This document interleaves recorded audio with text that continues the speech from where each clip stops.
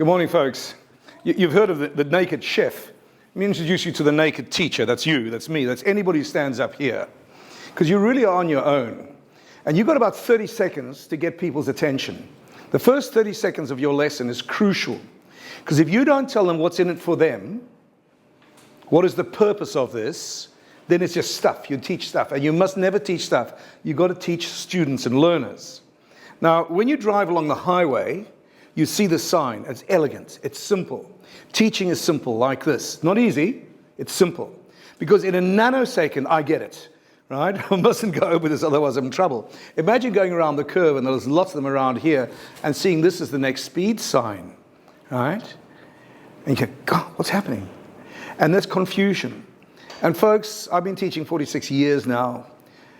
And I'm wondering the number of times that I've actually asked kids to do something and I sound like this. And kids are like, what's Frankenstein want? What does he want? Not sure, right? So what today is about, what's in it for you, is to avoid, come in, is to avoid the confusion and to teach in a totally explicit manner. Because the last thing you want when you're standing up here is kids going, and then just giving up. I don't know what the hell's going on. So the more explicit you are, the clearer you are, the more successful you are. Because I'm telling you now, students are brilliant. Anybody who can skateboard is going to be pretty brilliant. Wouldn't you agree? Anybody who can surf, any of those sort of things, they're going to be pretty clever. Kids are brilliant with very clear teachers this way. So today, that's all this is about. It's being very explicit. And to make it simple, it's the verb. Everything is about the verb. If you make the verb clear, kids get it.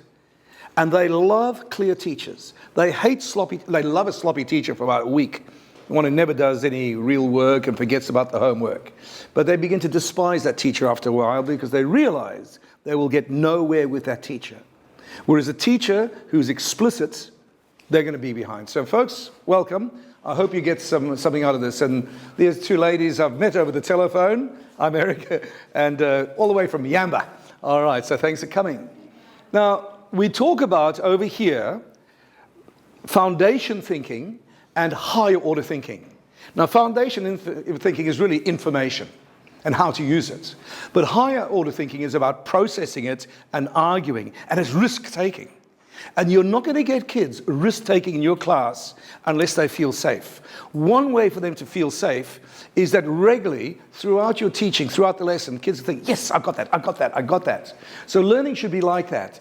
Lots of little victories. So when kids feel a sense of success in your classroom, every time with clear teaching, they're more likely to go into higher order thinking. And that's where we're going to go today. So my goals today, and every lesson, I draw a little bullseye and a bow and arrow like that. And I try to tell my students what's it about. So it's three things. I'm going to give you 6 questions today, and the verb is paramount. The verb is explicit. The verb is clear. It's up front. So really to say that all questions or activity, like what's your name?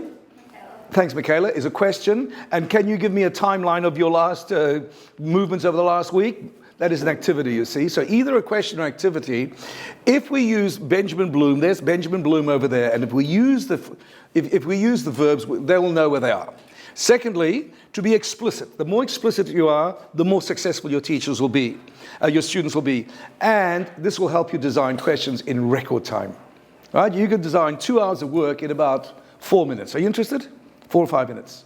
You could plan a lesson in about 2 minutes. And they do most of the work, not you. So that's where we're going today. All right.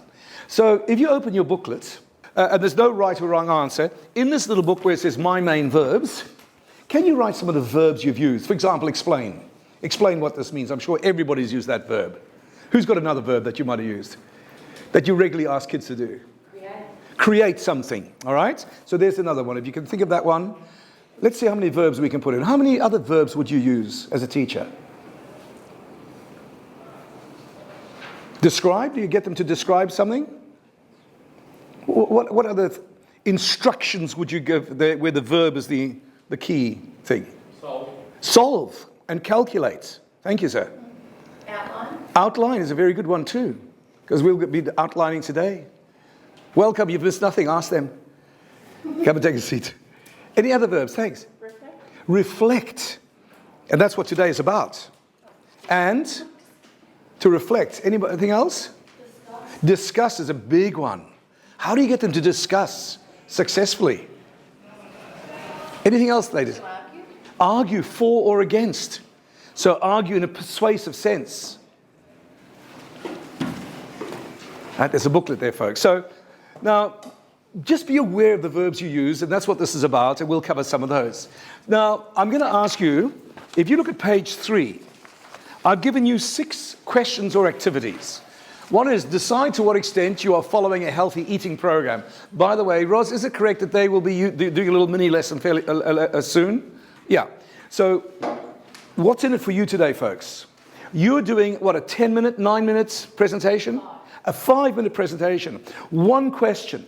So if you pay attention today, what's in it for you? Any of these questions that I ask here, you will change to whatever you're doing. Sorry, I'm from Brisbane, so we spell things a bit differently. My apologies, I didn't see that. All right. And I'm Dutch, so you got no chance. But you can use any of these questions, and along with the thinking tool, you'll get a distinction. How's that? Are you interested? Here today is your chance to get a distinction for your little 5-minute one. I promise. Okay, so decide to what extent you're following a healthy eating program. List as many of the foods you eat. Oh, I'm sorry, that's terrible. You eat on a regular basis. I'm so sorry. Yours is correct. Discuss the effects. You see the verb discuss, you'll discuss, and so on. I'm soon going to ask you to do the following job. There's my verb. I'm going to ask you to classify these. You're not going to do it right this second. So there's a verb, classify. These activities in terms of Bloom's taxonomy. Can you see Bloom's there? And Bloom's is on the other page. Can you see it there? There's Bloom's taxonomy. Has anybody not heard of Bloom's taxonomy of the cognitive domain? Do you all know it a bit? It's the 6 levels of thinking. All of this, ladies and gentlemen, is thinking. It's all thinking. Is that clear? All right. Can I teach you Bloom's in about 8 seconds? Are you interested? All right. You want to have a look over here? Over here. Monkey see, in order to remember, monkey being my students. I'll show you why. I want you to remember your name. Well done. Your parents have taught you well. Monkey understand, monkey do. Monkey take to pieces to have a jolly good look at something. Monkey make a decision. A monkey come up with a new or better idea. Voila. That's us teaching. We either ask kids to remember something. We teach them why to remember. We explain why we want to understand. We show why, how to solve a calculator, as you said it there, right? Because we want them to be able to apply that rule or that formula. We get them to discuss something, why, because we want to analyze. We get them to judge something, why. We want them to be in the area of evaluating value out of 10.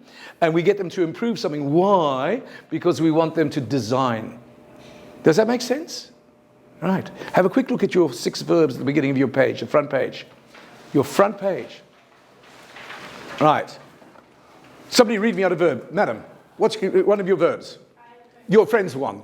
You've got to learn to borrow from people next door. Never say, I don't know. You can have a quick look. Yes. Explain. Okay, so that's enough. Explain. Which picture, when you're explaining, what level of Bloom's do you think that is? And if you're wrong, guess what? If you are wrong, the sun will come up tomorrow. So relax, okay? All right.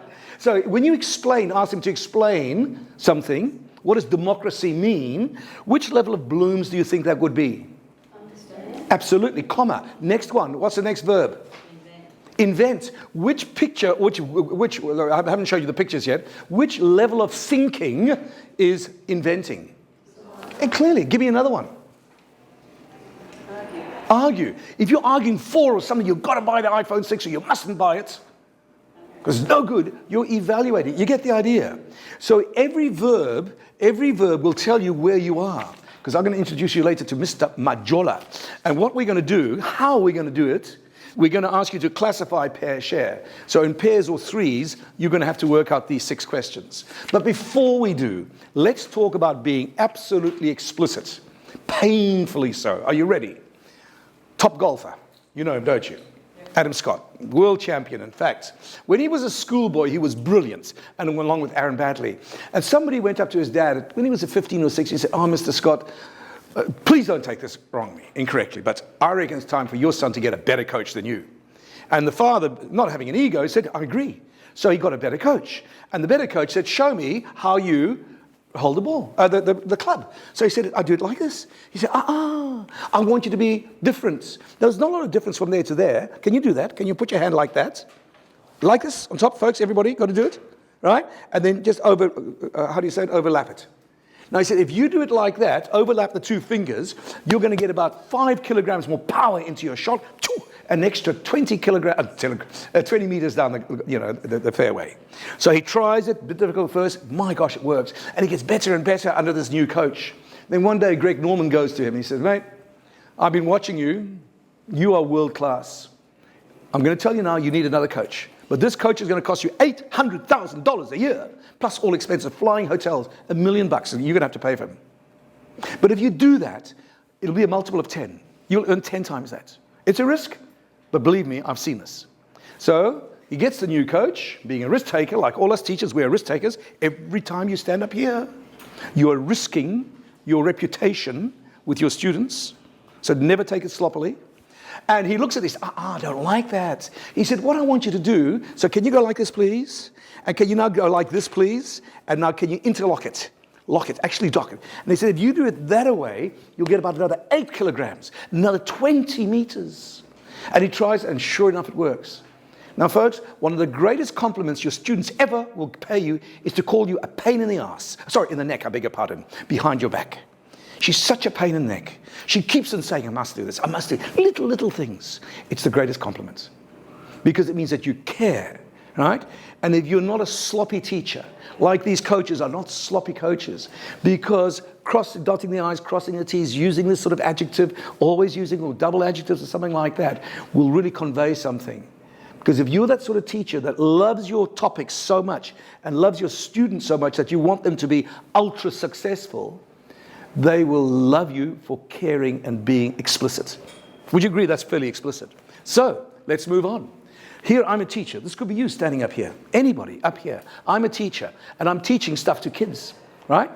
And what they learn is not necessarily what I'm saying. I'm hoping that you're getting what I'm saying, right? But there's no guarantee. Just talking doesn't mean it's going to happen. To really ensure that you have more success, we have to use this incredible word. It's called the art of teaching, pedagogy. The art of how to really get across. And there's no one way of doing it, right? There's a couple of experts sitting over there, right? They've got a hell of a reputation. And would you agree, there's not just one way of doing it. There's a whole lot of ways of doing it. Now, Professor Hattie, I don't know if you can see his name there, he talks about this. It's important to know. Has everybody heard of Hattie at all? Have you heard of John Hattie? He says kids bring about 50% to the story, their success to the school. Their background, their parents, their friends, their uncles and aunts, and what their experiences. And he says, even if they have a teacher with half a pulse, morning, sit down, open your book, page 27, who has got nothing in him as a teacher, many of those kids will still pass, despite that teacher. That's the one variable, 50%. The next biggest variable is you, the teacher, us, the teachers, 30%. And he says the quality of the schools. Now, I've just been teaching in central Queensland last week, and some of those classrooms are pretty awful. And I've taught in India and Nauru and other places, Indonesia, and some of them are pretty ordinary classrooms. It doesn't matter much. The building doesn't matter much. It's only a small effect, and even their peers, not much. But he says it's not the teacher, and it's the pedagogy, it's the teaching. So I hope you pick up things here, just a few things today that you will find useful. Maps are very useful. I'm going there. I've got 2 daughters living just over there, right? And I'll be with them soon, my wife and I off. If I show you that, you know where you've been, haven't you? In a nanosecond, you know where you've been. In a nanosecond, you know where you want to go, don't you? I'd love to go there. It's in your head, right? That's a map. You have a moral boundary. Please don't step over that line. As a parent, as a friend, as a teacher, you want to keep, you have beliefs, right?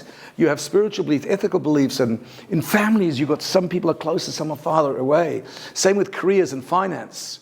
And maps are useful, because when you've got a common map, and I'm going to talk about this now, you avoid, okay, what's he saying? What's this about? You avoid that confusion. Where did I leave this thing, right? So the whole idea is to avoid this. Now, Mr. Majorla, years ago when I was teaching in South Africa, I taught in Rhodesia, then South Africa during the apartheid period. I won't go into this, but I was doing some lecturing in the afternoon, a bit like this, I suppose. I was a high school teacher, history, and then 2 afternoons a week I was a volunteer teacher helping Zulu teachers who only had 10 years of schooling and 1 of training college to get their matric. I was teaching them my matric history, same as my kids were getting. And Mr. Majorla was a school principal who always sat on the right there, very well-dressed man. And one day he said, I was teaching Road to World War I, like Gallipoli, next month, Gallipoli, right? I was teaching that history, road to World War I. And he put up his hand and he said, excuse me, teacher, why are we learning this? And I looked at him and I said, oh, Mr. Majola, it's in the exams. So he looked at me and said, okay, I'm happy now. And he put his head down and he continued to write. But the truth is he wasn't happy. And I was too stupid and ignorant to understand the quality of that man's question. It went over my head. And I just carried on teaching stuff, history.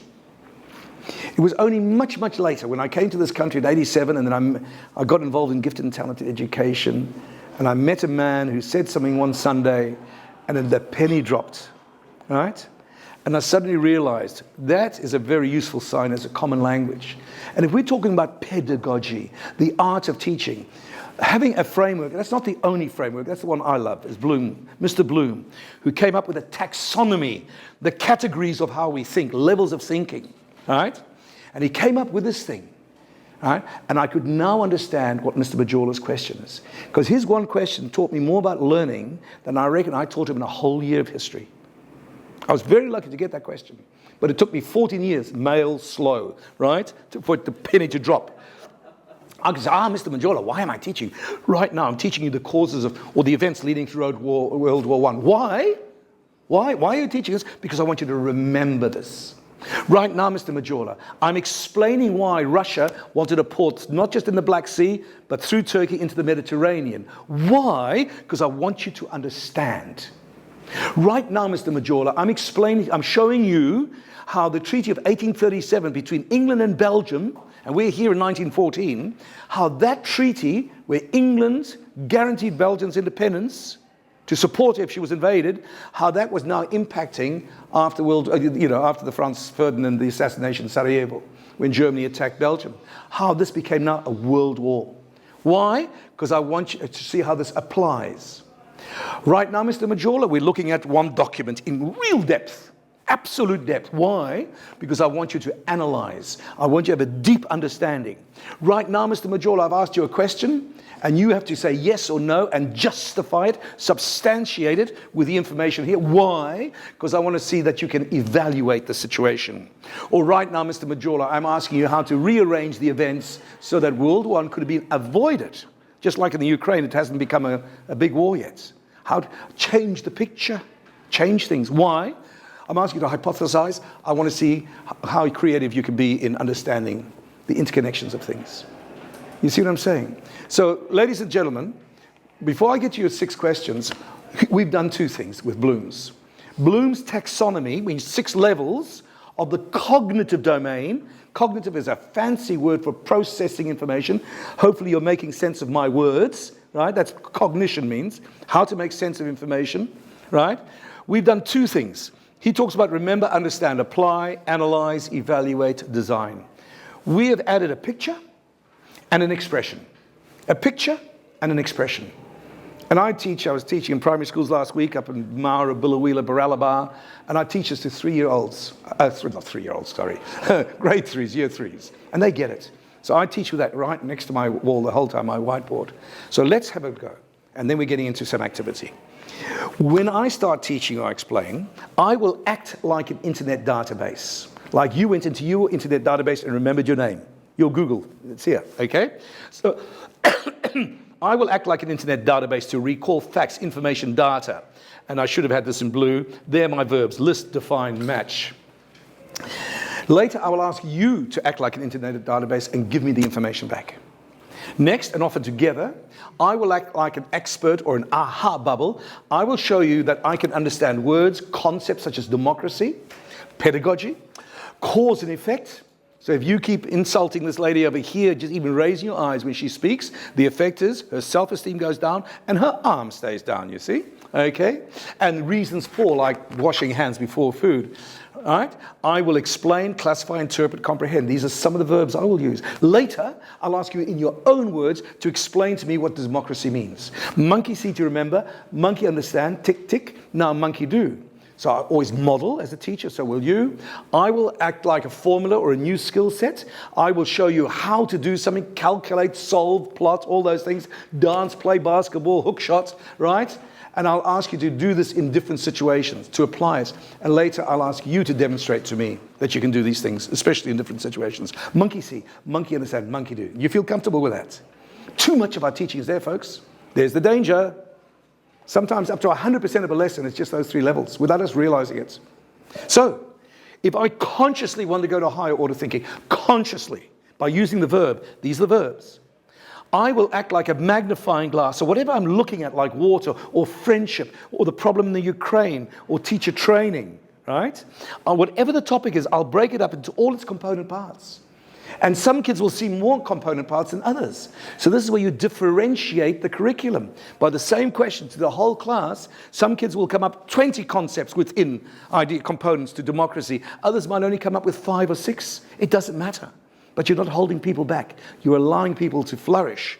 So acting like a magnifying glass to closely examine anything, right? To look at all the component parts, look at the verbs, investigate, explore like Indiana Jones crashing through the jungle. What's really behind this, you see? And later I'll give you a topic, or I'll give you a picture, and I'll ask you to analyze it, to investigate it, to explore it, or whatever it might be. Why? Because I want you to analyze. Greek for analysis, pull to pieces, pull apart, Greek. Greek, kritikos, it's not there. Critical means an important decision. So when you value something out of 10, right? When you value, you're saying, I say this is really important or not very important. So we say, here I will act like the scales of justice. I'll have a good look at the iPhone 6, and then I'll make a decision. Do I buy the iPhone 6, yes or no? I'll compare it to my iPhone 4. If it's really that different, and that brilliant, then I might buy it. If it's not so, I won't. I haven't done the investigation, right? So these two go together. So here you will determine, decide, justify based on this. And ladies and gentlemen, these two are called critical thinking. Critical analysis. It should be called analytical criticism. You analyze in order to judge. Is anybody engaged in this room to be married, may I ask? Anybody engaged? I hope you've done a really good analysis. I'm sure you have, because based on that analysis, you made that decision to say, I do, okay? All right. So that is critical, right? That's what my wife did to me. She analyzed me clearly, and then she asked me to marry her, and I said, okay, I'm not busy, let's do that. All right. So there's determine, decide, justify. And later, I'll give you 2 things, and I'll ask you to judge, is it right or wrong? And then finally, if it's not 100%, like that's good, that's not so good, then I will act like an inventor, experiencing light bulb moments, and I'll come up with modifications or massive improvements. And you will do this every time you teach a lesson. You will analyze and judge your lesson together. And you say, oh, how can I do it a bit better, right? And since 1972, when I got married, every year, every week, my wife comes up with an idea that I can be a better human being. She's constantly making me a nicer person. So I'm a work in progress. You get that? All right. So monkey take to pieces, monkey make a decision, monkey come up with a better idea. So on that page you've got on the inside front cover is the black and white version of this. And I promise you, keep this, because you can design any set of lessons or a whole unit just from that. There's not all the verbs in the world, but there's enough, okay? And what I'm saying to you, ladies and gentlemen, the verb is king. The verb dictates, tells you, Mr. Majola, why are we doing it? Like right now, at what level am I operating for you people? In this whole last 10 minutes, what have I been trying to get you to?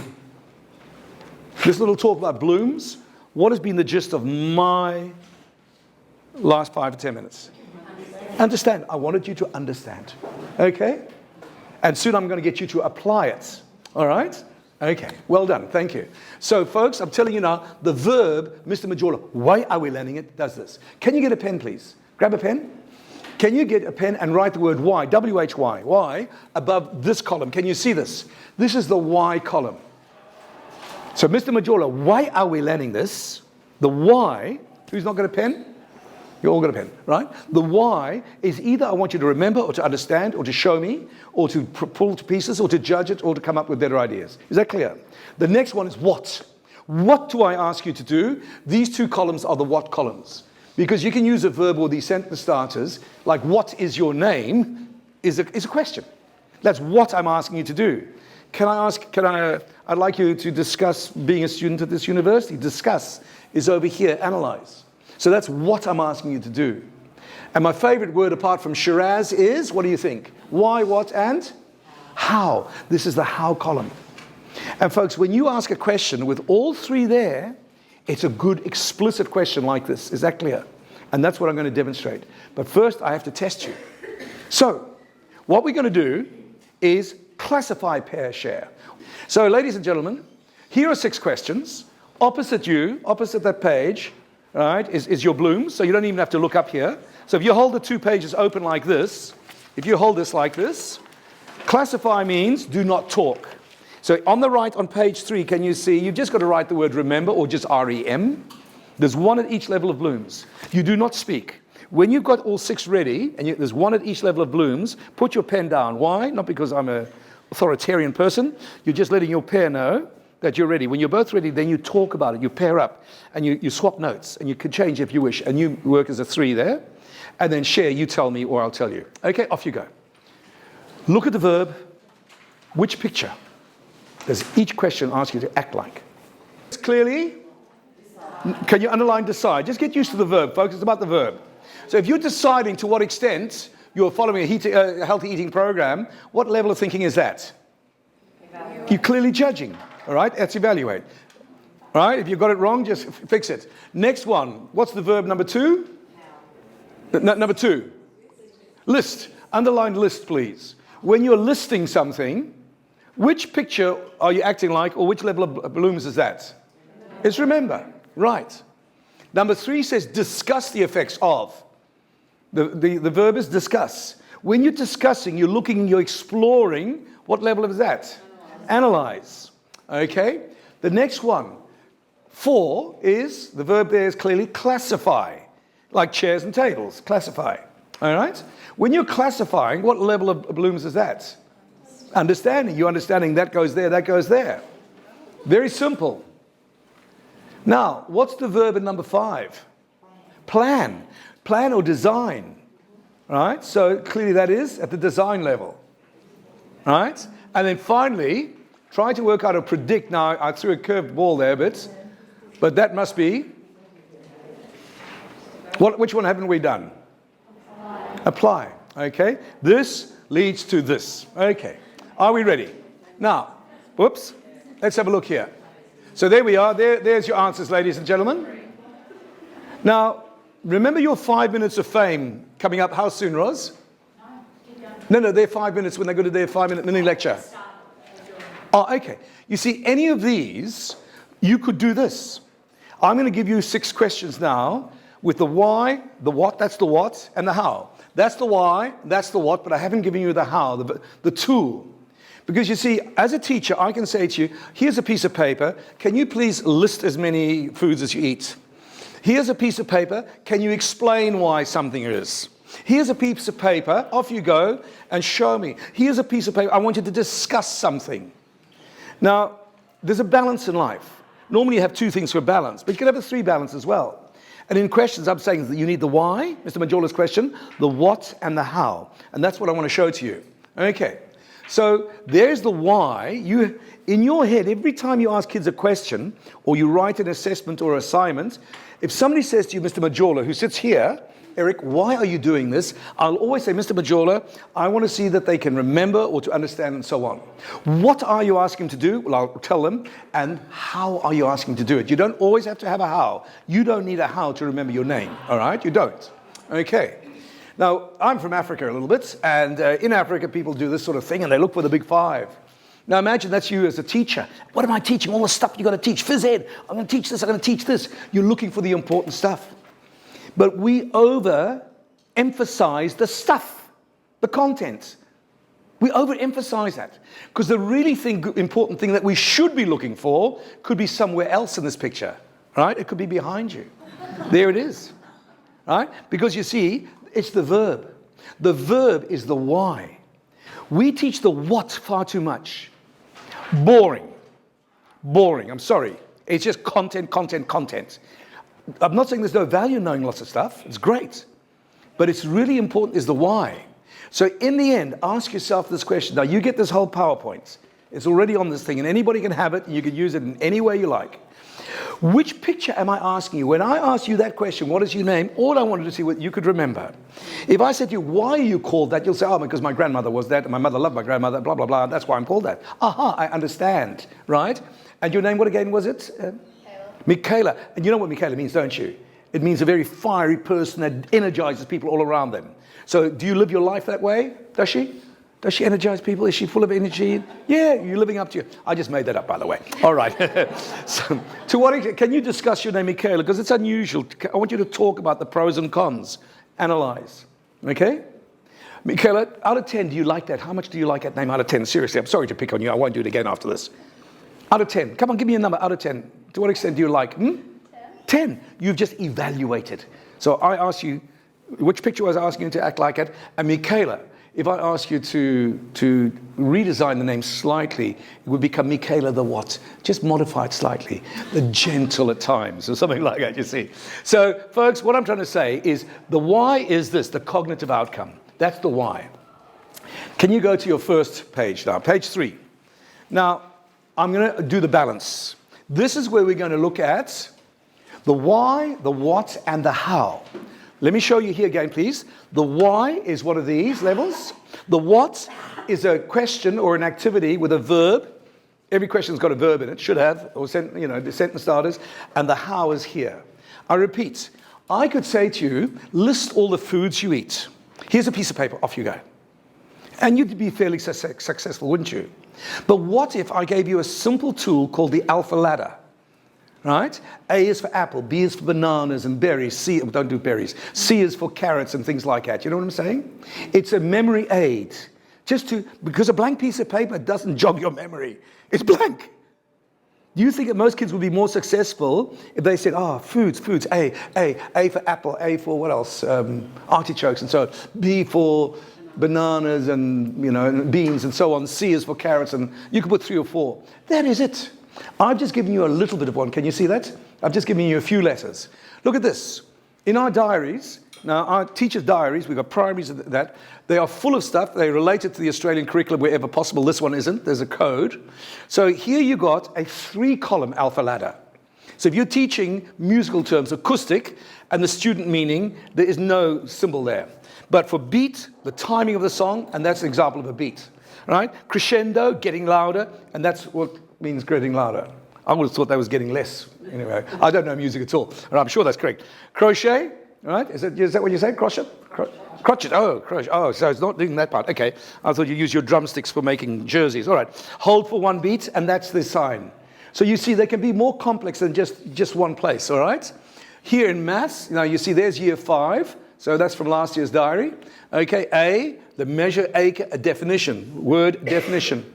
Do you see what I mean? Why this is used as? Why would I use this? Because I want my kids to remember. You see what I'm saying? So, ladies and gentlemen, can you please do that? Right? List the foods you eat. It's on the middle of page 3. Okay. Can you see I've written there foods I eat? Can you just write a few down, please? You don't have to do every single one. Some of the foods you regularly eat. And you might have 2 in one of them. Now, who's got something positive to say about the alpha ladder, folks? Anybody? What's good about the alpha ladder? Makes you think. It makes you think. It makes you... Anything else? It's a prompt, right? I'm a coach. I call myself a teacher, but I'm a coach. Greg Norman's coach is a coach, but he's also a teacher. Same thing. Because in our heart, what's in our heart? We want our kids to do better. Simple. We want to be successful. So it's just a prompt. Let's move on to the next one, folks. Oh, by the way, have a look at this again. 3 parts.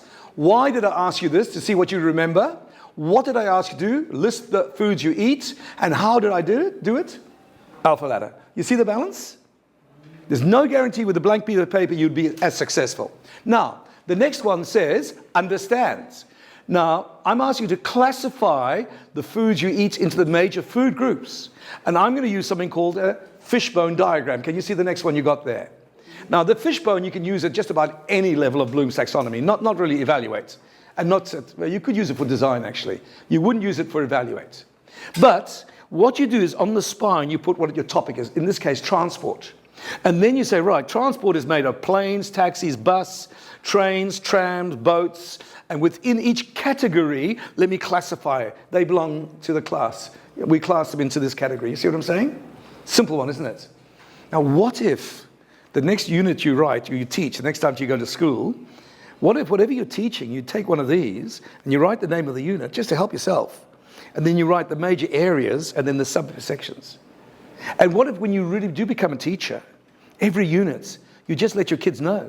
Folks, for the next 6 weeks, we're doing this, whatever the topic is. And in this week, we're doing 4 major areas, 1, 2, 3, 4, or 5 areas. And I'm letting you know that this is what we'll be covering. Phew. Doesn't that give you a lovely overview? It helps you as well, not only your students. Okay. Topic, energy, heat, energy futures, electricity is very poor. But can you see again the whole idea of classifying stuff? The bones of persuasive writing, right? Text structure, language structure, supporting evidence, types of persuasive text. And within each of these, you've got the subsets, okay? So it's a very simple thing, folks. So can I ask you to write types of food I eat? Types of food. And on the top left-hand one, starting from near the spine, writing upwards, what is one classification, category, I beg your pardon? Fruit. All right, let's write fruit. Right. And just write 2 or 3 fruits that you eat. This is very simple, isn't it? Because learning should be simple. It's not easy. Simple means clear. What is it we ask him to do? So what's another category? Vegetarian. Okay, put vegetables, the next one then. Vegetables. And what's another category? Grains. Grains, all right, yeah. Another one might be proteins. Another one might be dairy. Okay. Now, folks, can you spend more than 13 3/4 seconds now? Just put a few in. You got it. It's not difficult, is it? Teaching is simple when you give people structures.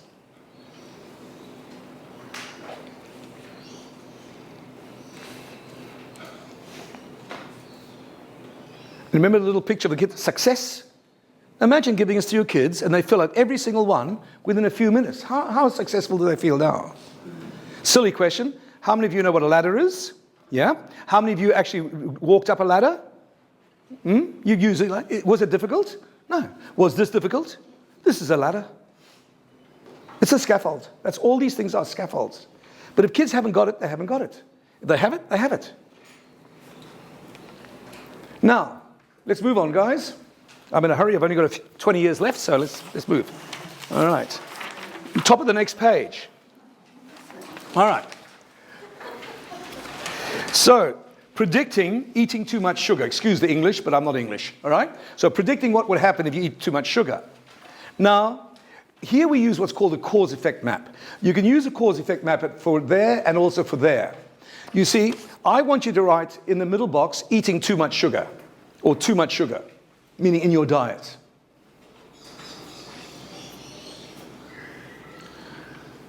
Now, I first want to understand, so the causes, now you've got 4 boxes, and in fact you could put 4 things or 3 things in each box, but I just want to ask you, what is the cause that most of us in this country eat too much sugar? What is one cause? To put in one of these boxes here, please. Beg your pardon? Processed food. Please write this. Processed food contains sugar. So much of our processed food has got sugar. Even, how ironic, something fast. Those sort of things to help you slim, multi-fast or something like that. Those shakes, something like that. They got sugar. Crazy. What is another reason that we eat so much sugar? Addiction. Okay, it's addiction. It's cool. Right? It's the advertising. We're addicted to what the advertising has done to us.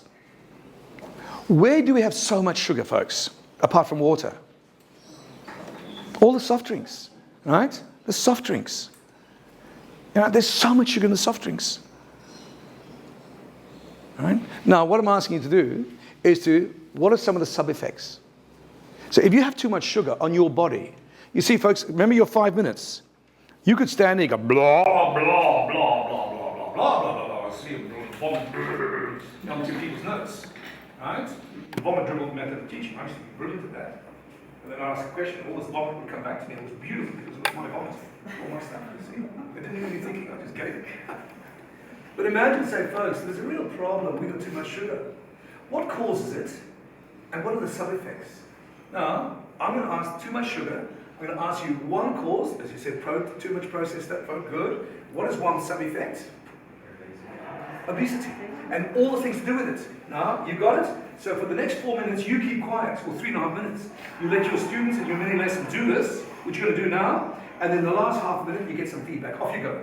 Learning should be a series of personal victories. So some of you have finished already. Not as if you're celebrating, you don't have to. Just know, yeah, I did that. That's what it is. I achieved that. Yep. At long last, I've got something right.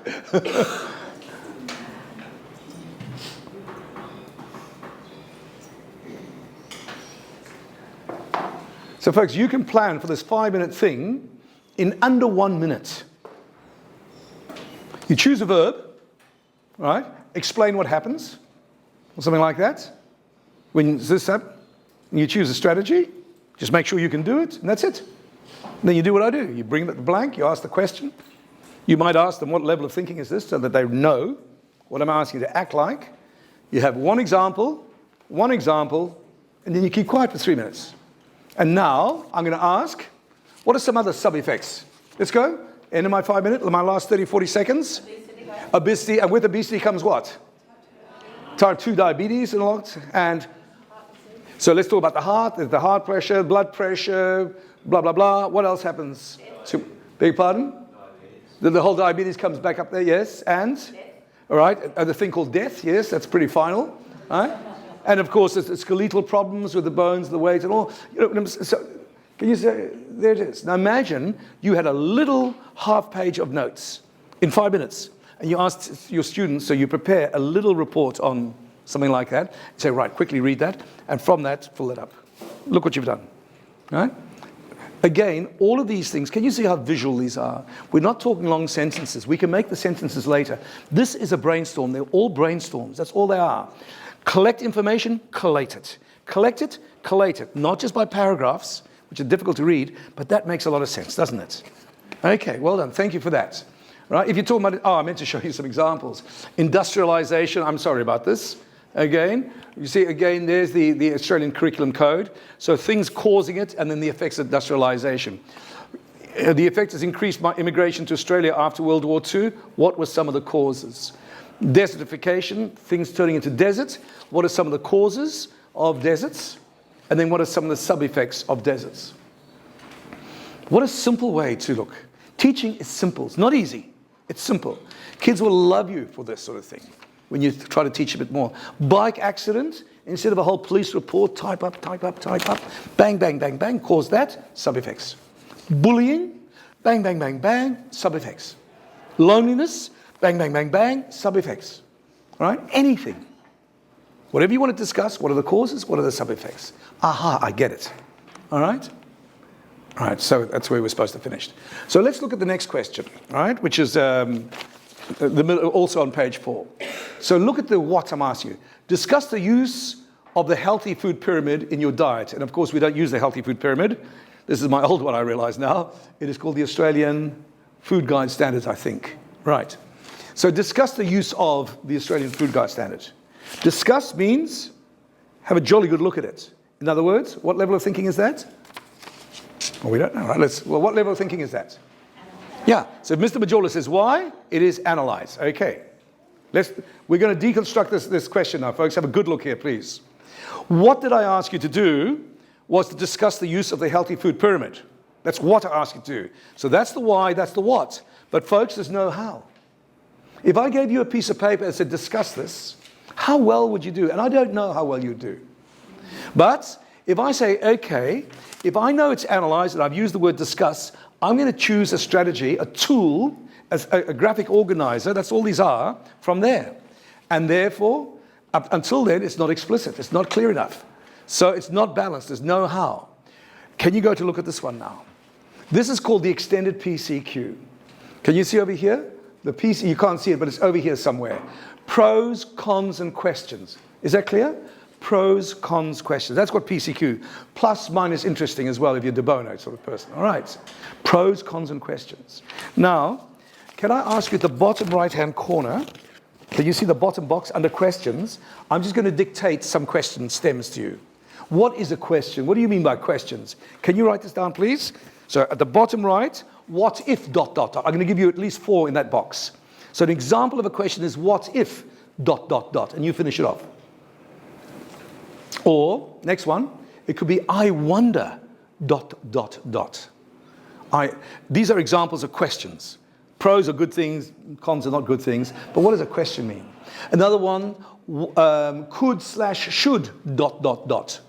Could we or should I, could/should, ... And then another one could be, it would be interesting to know, ... It would be interesting to know whether, it'd be not interesting to know if, it would be interesting to know. So those are examples. Now, if I said to you folks, let's discuss consciously using the best advice about food. Now, that's called the pros, cons, and questions. I could just give you 3 columns and say, off you go with that topic. But it's very general. We've got a much better tool. About 6 years ago, we came up with this. We call it the extended PCQ with perspective. So you could call it factors or criteria. But the one perspective from the perspective of blood. Would you mind writing blood there, please? Your first perspective is blood. So we extended with the blood part. Now, if you really follow a healthy diet, I'm hoping you'll get about 3 or 4 dot points in here. Tell me what's good for your blood. What's one thing good for your blood? Beg pardon? So the fresh food would be a healthier blood, wouldn't it? Your blood would be healthy. Can you write that down? Healthy. If you follow this. So under pros, pros means smiley face. What's good about it? Positives, all right? Comma. Blood flow is easy blood flow. Would that be right? Please correct me if I'm wrong. I'm no expert on these things. Right? What is another good thing if you're following this? Less what in your blood? Cholesterol. Less cholesterol and plaque and things like that. Less chance of clots and that sort of stuff. Okay? There'll be a good balance between red and white blood cells as well, I should imagine. Those are all positives. Now, are there any negatives for your blood if you have a really healthy food followed? And I don't know. But there might be not. Just because it says cons or negatives, it doesn't mean to have. There might be none. What question could you ask about your blood? What if, I wonder, if you're using a healthy food pyramid or healthy eating? Who's got a question? You don't have to know the answer to the question. Are everybody's needs the same? Brilliant question. Thank you. Please write this down. Is everybody's blood need the same? Or does it depend on your blood type even? I don't know the answer, but you can research that. Or here's another question. Can you have too much good food? You know, like if you have too much good water, too much water is bad for you. So if you have too much good food, does the body need to fight some bad stuff? I've got to go to Macca's at least once a month, you know, to give it a chance to fight. It's a serious question. I don't know the answer. Right? Now, if I talked about bones or calcium, what is another thing? Your skin. Well, let's talk about some perspectives. So apart from your blood, what about your skin? Wouldn't that be... Right? So can you put skin, the derma, whatever you call it? What's another effect? Energy. Wouldn't your energy levels, wasn't it? What about your skeleton? Your skeletal side? You know, what's the advantage to your skeleton of following such a, you know, that might be the bones, I don't know. I suppose it is. What's another area? Forget about the body. What's another area? Your mental health. Your mental health, the spirit, the mind, by following this. Okay.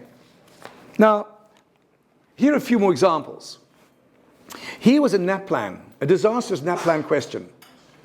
Right? Should everybody learn to cook at school, was the question. Right? Everybody should learn to cook. Should everybody learn to cook? Where's the verb there, ladies and gentlemen? Should everybody learn to cook at school? Kids, I mean. Where's the verb? Beg pardon? No. There is a verb. That's what the kids got to do, learn to cook. But what does the writer, the person who writes this exam, have to do? There is no verb, isn't it? So, if you were to answer, should everybody learn to cook at school, which picture am I actually asking the kids? Let's say I wrote that, which picture am I asking them to act like? Should they learn to cook? Yes. The answer is yes or no. So it's evaluate. Can you go to your evaluate? Can you go to your Bloom's page? Right? So you know to evaluate. Can you go to the verbs? And I'm asking you, can you make this a better question? So ladies and gentlemen, because at the moment the question looks like this. I want you to make it like this. Can you modify that question? Which verb could you use? There's not just one. What are you actually asking them to do? Should people learn to cook at school? Decide. Decide, thank you. So if I rewrote that, decide if everybody should learn to cook at school. Ah, I get it. You want me to say yes or no and justify it. You see what I'm saying? So to do that, look how elegant this is. Elegant means simple. You could discuss it from the student's perspective. What would they see as the positives, the negatives, and questions? You know, can we eat it? Right? Or if I'm halal, do I have to eat non-halal food and something like that, you see? Over here, from the parents, what would they say is the positives, the negatives, and any questions? Will they cook for us? Right? From a general health point of view and a budget point of view, from the finance of the school, oh my gosh, we've got 3 microwaves and that's it. It's a bloody awful idea. It's going to cost us a fortune. We can't afford it. You know what I'm saying? You see. What about from relationships? People learning to cook together. Would that help relationships in the school? Positives, could be negatives, little stab here or there, you know. Who knows? What about the school? Oh, do we have to give up phys ed for that? Do we have to give up a maths class for that? Positive, negatives. Can you see what this is, folks? When I ask you to discuss, I'm not asking you to judge. You have mini judging. But you're judging the different perspectives. You're discussing the pros and cons, the I wonders and things like that. But would you realize, you know, like Baldrick's cunning plan, we got paragraph 1, 2, 3, 4, 5. You see how the kids could argue this. So from a student's perspective, we see 4 positives and they are blah, blah, blah. However, there might be 1 negative. And we have the question, you know, do they, you know, are there any legal ramifications? Now, in terms of the parents would see this as wonderful for the following reasons. However, they might balk at this and they would mostly raise these questions. You see the paragraph structures? Now, that's explain. That's discuss. But what I've actually got here, can you see on your sheet, is a little extent barometer. Can you see the extent barometer? Can you see on the right-hand side? Can you see it goes from 0 to 50 to 100? Who's got a child living at home, may I ask? And your name is? Nicole. Oh, that's my eldest daughter's name. Good. Nicole, careful what you say now because it's a small town. It'll get home. To what extent from 0 to 50 to 100 do you love that child of yours, especially when he or she's asleep? 100%. And if I say, can you justify it with 5 reasons? I'm not going to ask you, but could you easily give me 5 reasons why? Yeah. Next question, Nicole. To what extent, using this extent barometer, do you like washing up after a meal, if you ever do? To what extent? About 50. And could you give me reasons for that? Yes. You understand the extent barometer? So let's look here. I could say, discuss and assess the idea. Not only discuss, but also judge whether or not we should learn to cook at school. Because if this was all positives, no negatives, and good questions, I'd score this up high. You see over here, I'd score this one high. Then in the second paragraph, it was all positive, high. The third paragraph, high. The fourth one, it might be low, right? Because the school might not be able to afford it. Can you see each paragraph ends with a decision? If most of these decisions are high, the overall would be high. Therefore, in conclusion, it can be seen that. Is that elegant arguing, persuading, discussion? Right? I hope you see how simple this is, folks. Right? Jessica. Right? Oh, guys, you've got to listen to this song. It's brilliant. Let's look at this. I want you to discuss this piece, analyze it. Here's a piece of paper. Listen to me, listen to her, 3 minutes, and then write down your notes and tell me what your discussion is. How good would that be? I don't know. But I don't think brilliant. However, if I was a music teacher, which I'm not, okay, sorry, I would ask her, I'd say to my students, here, in pairs, take this piece of paper. I want you to listen to this song. But I'm warning you now, or alerting you, I want you to discuss the pros, cons, and questions in terms of the pitch, the dynamics, the silence, the timbre, the structure, the texture, all the elements of music. Can you see how much better my students would do? Because they know what's expected of them. And then, if I ask them to assess it, I get them to judge each of these things. If it's high, high, high, high, then they say, this is a bloody brilliant song. That's right. Why? Not because it's the vibe. Why? Because there's my evidence. Hattie, visible learning. It's all there. The kids' ideas, you see. Isn't that simple? All right. So, I'm not going to ask you to finish it off because you've done one. But you get the idea? You've written skin, energy levels, mental, how you feel about yourself and so on. Okay? All the benefits. Discuss it. And then if I don't have this on the end, the assessment, but if all of these were high, well then why wouldn't you do it? Would you recommend it? So, who said argue? Remember your verbs? One of you had the word argue. Who was that person? Right. So argue, why would you argue for or against? It's in order to persuade people this is good or not good. Right? The purpose before argument is to examine, take a stance, and then persuade. That's argue. All right? To argue for world peace. We'll deal with that next week. Right. Next question. Can you go? Can you see the top of page 5? Now, the question is, to what extent? Where's the verb, to what extent? Where's the verb, folks? It isn't there. Now, we know that's evaluate, so can you go to your evaluate verbs and help me fix this up? How would I make that a better question? So that the kids go, now I know what you mean. Now I know what you mean. So what verb would you put there, maybe? Sorry? Recommend. To what extent would you recommend that you are following? Recommend you could. That's more the argument. How would you recommend that you should have a healthy diet? But what's a clearer one even? Assess, right? Or decide. And in fact, that's how I've written it for you. So the top of page 5, decide to what extent you are following a healthy thing. Now, if we go back here, ladies and gentlemen, remember this one? Remember I said to you, critical analysis is analyze something, look at the iPhone 6, and then decide whether or not to buy it. Here we are looking at a healthy diet.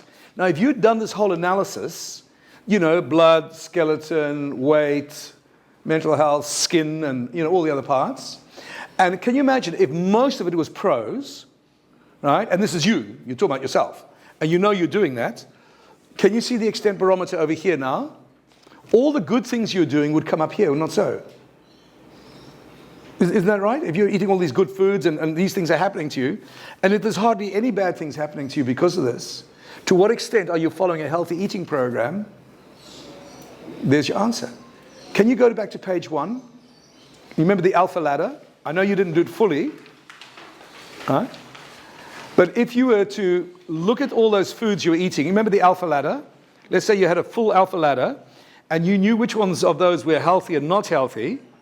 And if most of those were healthy, right, and you put apples and all that stuff you were eating, and you had the occasional hamburger, right, but most of your stuff was up here, then you could decide to what extent. So you go right from the remember straight to there. So look at all the foods you eat and put them in here, which are very healthy to not healthy at all. And if most of your stuff was up there, you could decide, Another example. Write down everything you did on your holidays, right? Everything you did on your holidays, make a list, just remember. Now, to what extent did you have a good holiday? So you write up here everything that you loved, or very much. And if there's only 1 or 2 that you didn't like, and most of the things you did were up there, can you justify that you had a pretty good holiday? You see what I'm saying? Just asking information is not all that great. And then finally, here's the example. To what extent has Asia impacted on the character of our society? So here's another one. If you look at all the sports, and you write down all the sports, very few of those are Asian. So they haven't impacted very high at all, have they? If you look at all the cars that we buy in this country, well, more than half would be Asian. So that's had a big impact, the automobile industry. Fashion, look around you. I can't see any Asian fashions here. Even in our buildings, there's not that much. A couple of Bali huts here and there, so very low. Political, legal system, pretty low. Foods, thank goodness, pretty high, right? Electronics, pretty high too. So you look at all of these and you say, to what extent has Asia impacted? We're so close to Asia. Well, it's fairly significant, but it's not even half. We're still more Euro and American-centric than Asia-centric. That could change. Okay. All right, so to what extent are you following healthy food? Do you understand how to use that? So you use one for each food and then have Well, you see, there's one type of extent barometer, and well done, you're very perceptive. There's the other one. So this is the extent barometer with perspectives. So you might take your first food group, and you might realize that you're not doing much dairy. Now, if that's a good thing, and you say that's high. If this one's your fruits and vegetables, and you're eating an awful lot, you say, this is fantastic, I'm doing it. So quite right. Here's another one. Yeah, which is different from the one I've given you here. You can use them both. Yeah. Absolutely. Yeah. Okay. And then finally, ladies and gentlemen, If I said to you, I want you to plan, design from this moment on, you know, you've done a whole lot of, imagine you're teaching a unit on health and you say to your kids, right, now I want you to change what you're doing. How could you make yourself healthier? Now, De Bono would call that green hat thinking. Get creative. Put on your thinking hats. Get creative. But asking kids to do that doesn't mean it's going to happen. A simple tool is something like, what could you modify? What could you add that you've never done? What could you have less size, more emphasis on? So modify by replacing one part with another. So you might replace meat with tofu, for example, right? Or fat with tofu or something like that. Or you might replace a trans fat with, say, just thinking of the oil my wife uses the whole time. What's a very healthy oil? Coconut oil. You know, change it, modify that sort of stuff. What could you add? Oh, there's that thing called exercise. Okay, I've never done any exercise. Maybe I should do some exercise. If you exercise, you look like Ros. All right, and then S, size, make one or several parts of the object bigger or smaller. Less emphasis on this, more emphasis on that, whatever it is. So folks, have a good look. No matter how healthy you are, you all look pretty good to me anyway. Can you just do a mass? What could you modify about your diets? What could you add to your diet, to your lifestyle? This is not your life, this is your lifestyle. And what could you have less emphasis or more emphasis on? So use this to come up with some ideas. Right, what could you modify? So replace something. So instead of, you know, margarine, I'm going to use coconut oil. Right? Instead of cooked deep fry, I'm going to use grilled. You know, that's modifying. What could you add? More water to my diet, more exercise, just a few things like that. So this is just a prompt, as Cameron said. It's a prompt. Right? That's what it is. End of story. Let's stop there, folks. Now you understand what... You see that any one of these 6, not using this topic, but any other topic, you could just choose one level of blooms, ask one question using the verb. You could use any of these strategies, but there's more there as well. And you plan, you've got 5 minutes. The best learning takes place when the teacher is quiet. It depends on a clear question, an appropriate thinking tool, and a clear time frame. So folks, I want you to modify your lifestyle. That's what I'm asking you to do. Can you use a MAS? And you've got 2 minutes. You see what I'm saying? The best learning takes place, because I've taught you something, let's say a whole unit on health. Right? I want you to modify your lifestyle. That's what I'm asking you to do. Why I'm asking you to do? Because I want you to design. The question is to be helped by using a thinking skill called the MAS, and you've got 2 minutes or 3 minutes. And then you keep quiet, and you go around and you encourage your class. And with a minute to go, you say, right, folks, let's go. So let's go back to here. Who's got some M's? All right, thank you. A couple of M's, a couple of A's, a couple of S's, and then you just finish. Now, is that a better lesson than you talking for 5 minutes? So, Ros, I hope that was some use. Ladies and gentlemen, last little strategy. At the bottom of that page, 3-to-1 RIQ. 3 R's, 3 recalls. 2 I's, 2 insights. 1 Q, 1 question. This has been a workshop for you on pedagogy, on being explicit. What are 3 things you remember on your own? Just write 3 recalls. 3 things that you remember particularly about today. So it's right at the bottom of the sheet. 3 R's. 3 things you remember. 2 insights. Aha! I now realize this supports what Ros has been saying about whatever. What insight? This affirms my belief in. Now I realize why. What insights did you get out of today? That's 2 I's, 2 insights. I now realize it's important too, whatever it is. 1 Q is, what's one question you can ask about yourself as a teacher? Or about lesson plans, or any question. There's no such thing as the wrong question. Or a silly question. I wonder if we can get to the moon in the next 10 years. Kennedy asked that question. Silly, man. I wonder if we can grow an artificial heart, a bionic heart. They're doing that now. Silly question. Folks, in conclusion, look at the 2 T's. Should students, or should everybody learn to cook at school? What do kids do? The topic. Students, cooking, I better finish that word, cook and school. And they go, Google, students cooking school. Information. But because they didn't know what to do. What is this T? That's the topic. This is, what is there? Decide if all students should learn to cook at school. What is the word here? Decide. And so it is the task verb. I'm hoping the insight you got, that if you don't know the task verb, the verb is the task. That's the task. They have to decide yes or no. The topic is this, and the extended PCQ. Or plan a healthy lifestyle. Healthy lifestyle, right? But the task is to plan or design. So when you know the difference between, and you tell the kids the difference between the task and the topic, it is the task that you're marking them on, the topic will support it. Thanks very much, folks. You've been so professional in your demeanor, the way you've been listening. It's not always like this. It's fantastic. I hope you got something about it. Do not how do you say the word, underestimate how important you are as a teacher. Never think that you're not powerful. All right? If your heart is right, you can do so much for these kids, because there are a lot of kids who don't have much at home and they need good teachers to help them. It's true. Thank you.